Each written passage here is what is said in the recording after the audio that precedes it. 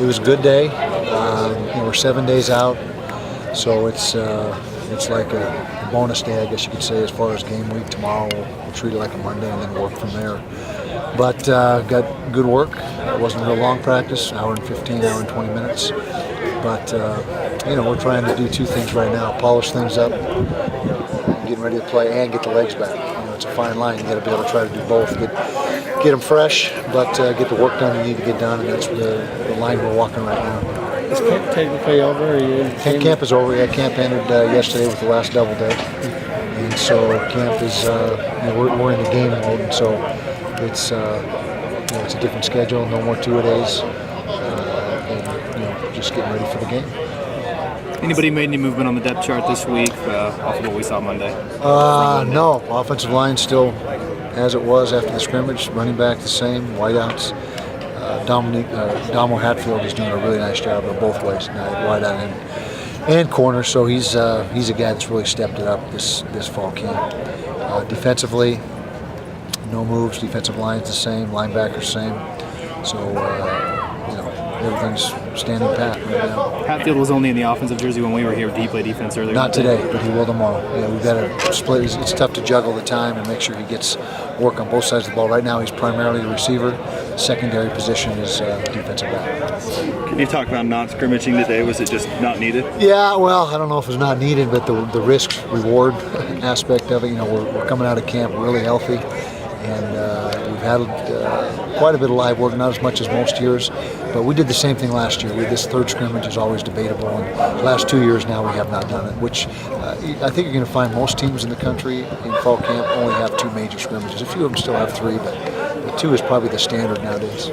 Is the tackles position any clearer right now?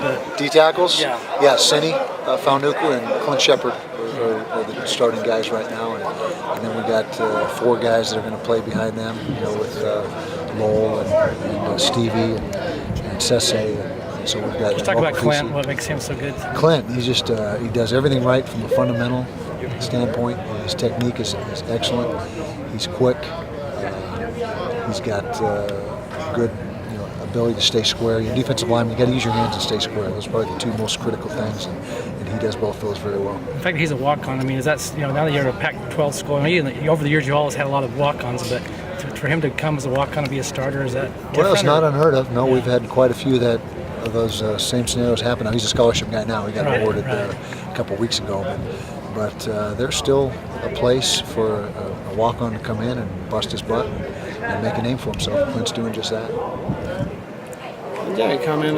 Liz released something today about the affiliation with the Ute tribe and more the promotion coming up and against Arizona State. You're going to wear a different logo on your helmet, honoring the Ute tribe and that. Do you have any comment with that? No, just that I think it's a good deal. I don't know a whole lot about it. I've read what this is released, but I know that we're related, that we're able to use the drum and feather, and that our relationship with the Ute tribe is very good right now, and we hope that continues. It's a healthy thing, I think, for us and them. I guess the Arizona game is kind of a Native American brand. It's a tribute game, I guess you could say. Yeah. Did you award any more scholarships you mentioned the other day? No, not yet. Yeah, there's 2. We're still deliberating, but right now we're standing pat with the 2 so far.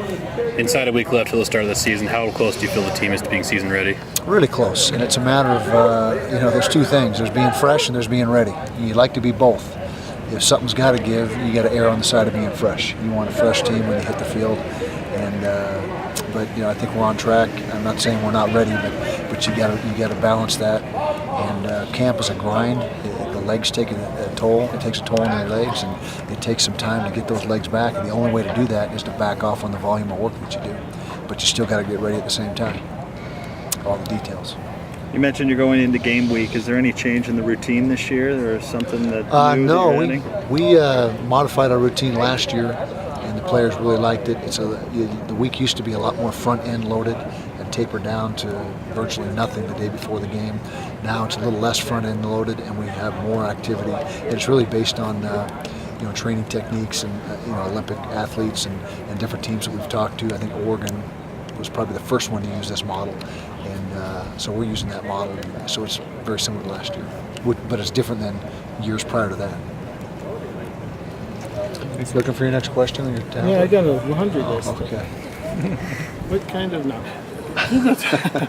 About guys like Brian Blecken and Kenneth Scott who didn't get to play last year and were big contributors. They've got to be chomping at the bit to get back on the field. They are, without a doubt. Both of them missed last season. They're both key players for us. I mean, Brian in the secondary and Scotty at that receiver position, and we missed them both last year tremendously, and we're glad they're back this year. We're glad Wesley Tong is back, and we had that injury which made the NC2A grant him a waiver for 1 more year, so that's a positive. And so it's always good to have those guys, those good players back in the fold.